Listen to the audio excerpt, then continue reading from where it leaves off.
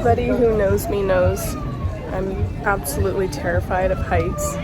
So I'm just standing over here, not very close to the edge. There's these people swinging. I would never. Oh my God.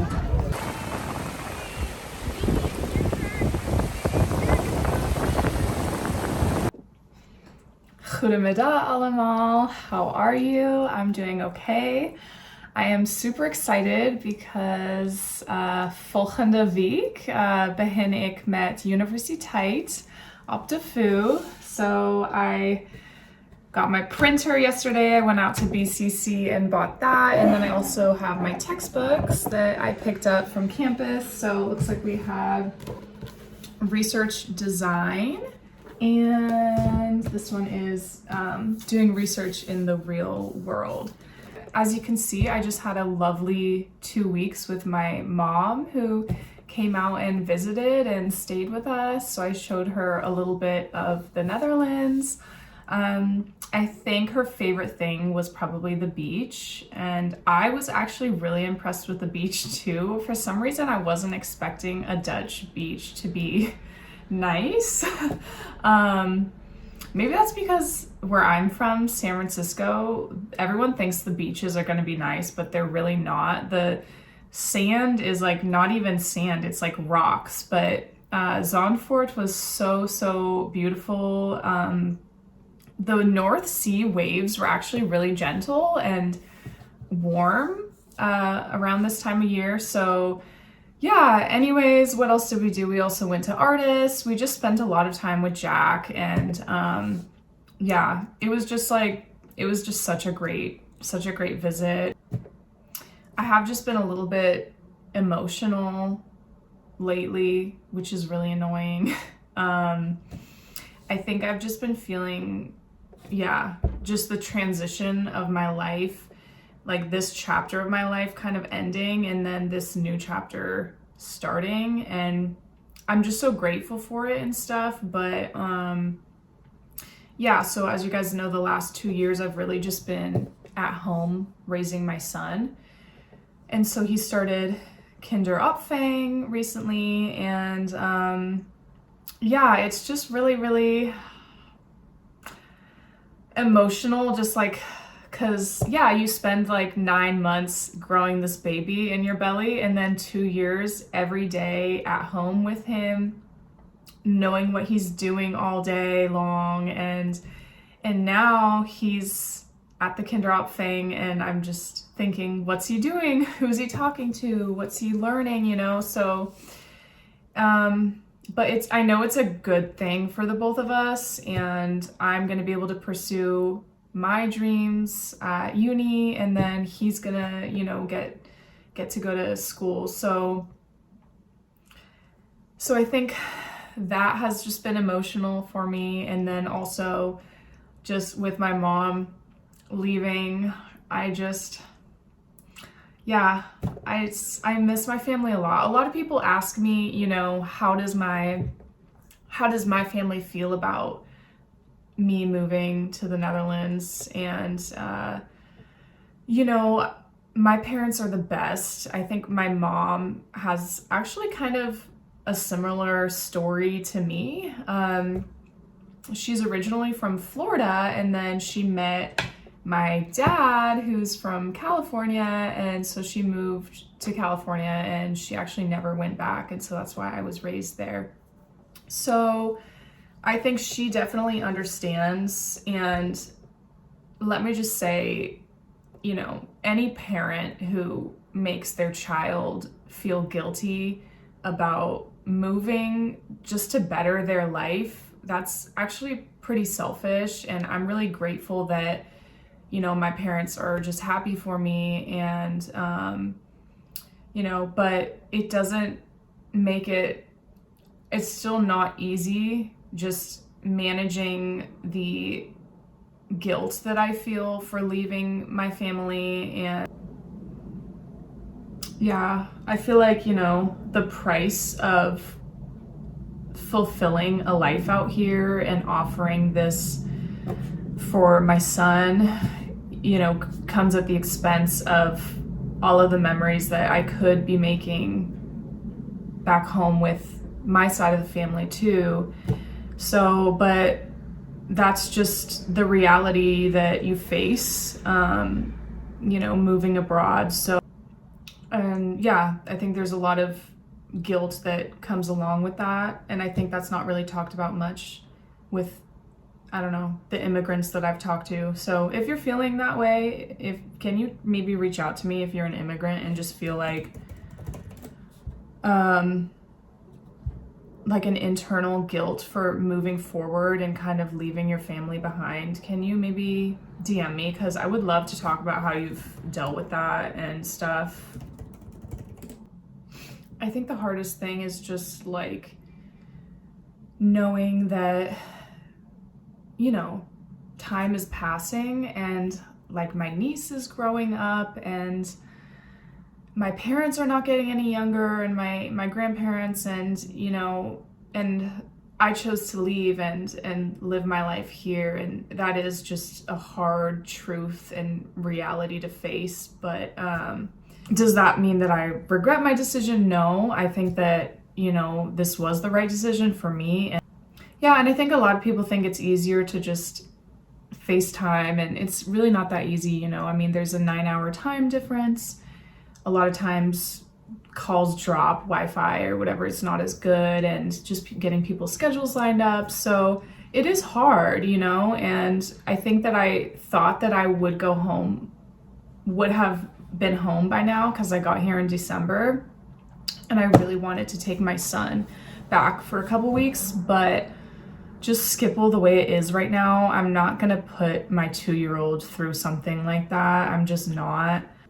Anyways, my university schedule is pretty crazy. I was kind of surprised that they expect me to be on campus pretty much every day, because, the master's degrees back in the States that I'm familiar with, most of them, at that point in your life, they kind of just assume that you're either working full-time or you are a parent. So a lot of them are kind of tailored to that. They'll offer part-time or night classes or online, stuff like that. So this degree is kind of, really, it's really intense. It's 2 years, and I'm going to be on campus pretty much every day. So yeah, so that's going to be the next 2 years of my life. And I'm fully committed, and I'm just so excited, you guys. Like, I just can't even, I'm just so, so grateful, truly, that I have this opportunity. Okay, so now I'm gonna respond to a few comments on my channel that, from my previous video. So this person, I felt really sad when I read this comment. He or she, I don't know, is basically saying that they've been sleeping in their car during the recent heat wave. And I don't know, it just made me really sad. And I'm not gonna lie, it's really hard when it gets really hot without air conditioning. The only thing I was doing was, in the middle of the night when I couldn't sleep, I would just go at like 3 a.m. and take a cold shower and leave my hair wet. So I guess that's what I would suggest to you. That put me back to sleep. But I really have no advice because this is my first Dutch summer, without air conditioning. But yeah, I feel for you. I'm really sorry about that. This comment says, oh, I am super curious how the theory exam went. CBS is really annoying. So you guys, I failed my theory exam.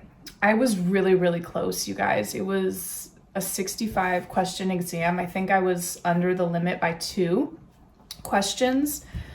So I'm kind of, a little bit disappointed, but here's the thing. I don't really need my ribovice. There was something very specific that happened a couple of months ago that motivated me to pursue my ribovice, and that was that my son at the Spiel town got really injured, and he it was basically just a freak accident. He hit his head on cement and cut his eyebrow open. And I wasn't gonna call emergency and ambulance for that because I mean, I can just apply pressure and do first aid, but I took one look at it and I was like, wow, he definitely needs stitches. So, and the time that I spent trying to get a hold of my husband, get the car, come pick us up, go to Physio medical services, in that moment, I was like, I really, really wish that, you know, I feel like it's a good idea for me to just have my license and, you know, have that independence. So that's why I wanted to get it. I did study and I definitely understand all of the concepts. I don't really know if I think I'm just gonna, I don't have the time to continue trying. I'm starting uni. I have to do my inburgering stuff. I obviously have a 2-year-old and I just can't really prioritize it right now, even though I was so close. And part of me just is like, maybe I should just take it next weekend again and try one more time, but I don't need it enough to continue to try.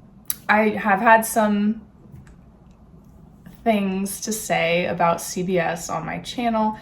I have strong feelings about, you know, some of the things that just the way that they do things and go about things. I just don't really, just how they give out driver's licenses to 30% ruling expats. And I definitely felt like it was an organization that was just trying to kind of take my money. And, you know, when I signed up for the exam, they were like, do you want to pay a little bit extra to have the test in Ingles? I'm like, okay.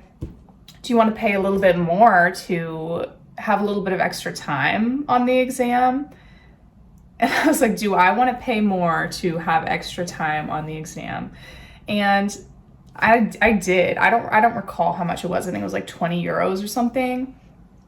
But I kind of felt some type of way about that. I mean, it just didn't really sit right with me. Like the fact that I would have an advantage on the exam because I happen to be able to afford to pay for an extra 20 minutes or whatever and then someone else who really does need their driver's license doesn't have that advantage. Obviously it wasn't enough of an advantage for me because I still failed, but yeah, just things like that. I'm annoyed at them right now and I don't want to give them more of my money. So yeah, to answer your question, no, I didn't pass. A lot of you guys think it was really funny the way that I pronounced Brahmabilen.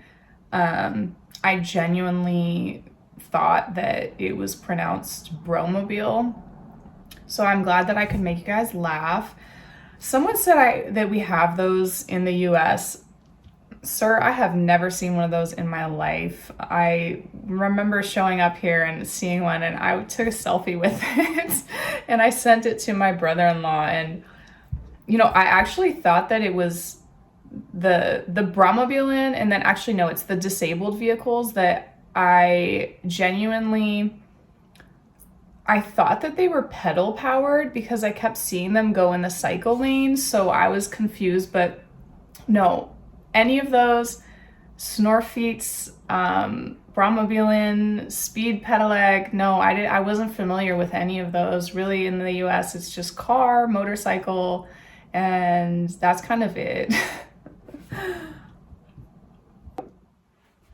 I mean, honestly, if this was the worst thing that I've been called in my life, I mean, truly, I've been called so much worse by patients who maybe didn't get the pain medication they wanted, or by ex-boyfriends. I mean, Yankee it just doesn't really feel like a derogatory term to me, even though it is for an American. But yeah, so honestly, as an American, I would have expected to be completely roasted on my channel. I think that people are just really, really kind to me, and really that's just one comment out of hundreds. So, and I also wanted to show you guys this other one. This person said, hey Ellen, do you have a PO box? I'd like to send you a book for your son. And I just thought that was really nice because I don't know, I just like when people are like generous like that. And I remember when I first showed up here in December, and it was a lockdown. We went into lockdown really quickly, and I didn't have any toys for my son because they were, you know, being shipped. And I went on Facebook Marketplace and found this Dutch mom who was selling her toys, and I went to go pick them up because, you know, because all the stores were closed. I couldn't go buy my son toys. So anyways, and she gives me all these toys, and she's like, I was like, oh, are these for sale as well? And she said, oh no, these are just for you and your son. Welcome to the Netherlands. And that was like it was just one of those things that it happened when I first got here, and it was just a really, really nice welcome to the country. I just really like when people are kind and generous like that. So anyways, thank you. No, I don't have a PO box. I'm sorry, I don't. This person says, why are you doing this? I'm gonna just give this person the benefit of the doubt and just assume that this is maybe Dutch directness, and they actually are not being mean. They're just wondering why I am doing this and why I have this channel. So to answer your question, I have thought a lot about that. You know, people ask me, where do you want to go with this channel? And I think my main motivation is, you know, just learning from Dutch people in the comments and feeling like I'm a part of the community. And, you know, for the last, since I've been here, I've really been kind of at home with my son, and I didn't really have a lot of opportunities to go out. So this has been a really great outlet for me, and just to feel like I, you know, had like a hobby. So I don't really know why either, but it's just fun for me. So, I mean, would you rather me do something else? I don't really. So I actually have to run because I don't think I told you guys this, but I'm actually starting physical therapy for my back. I'm 28, but I literally have the back of a 50-year-old. And I think just all the years of being a nurse and then my son just constantly picking him up and down have really done damage. So it is pretty concerning just being in pain every single day. And so we're gonna see if, you know, there's something I can do about that. But anyways, I hope you guys have a great rest of the week and weekend, and I'll talk to you soon. Bye. Okay, I just had my first day of orientation, and I was able to meet all of my classgenoten, and they're all really nice. Some Dutch, some non-EU, yeah, a few from countries that I had never even met anyone from, Namibia or Romania. So yeah, I learned a lot, and we'll be working closely for the next 2 years. I think I am the oldest, which is kind of weird because, yeah, I think Dutch students, a lot of times they do their bachelor's and then they just go straight into their master's degree. And you see a lot of like 22, 23-year-olds getting their master's.